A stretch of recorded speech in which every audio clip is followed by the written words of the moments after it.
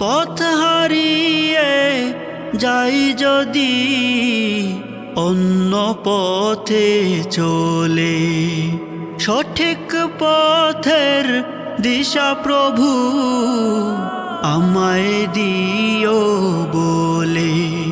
পথ হারিয়ে যাই যদি অন্য পথে চলে, সঠিক পথের দিশা প্রভু আমায় দিও বলে।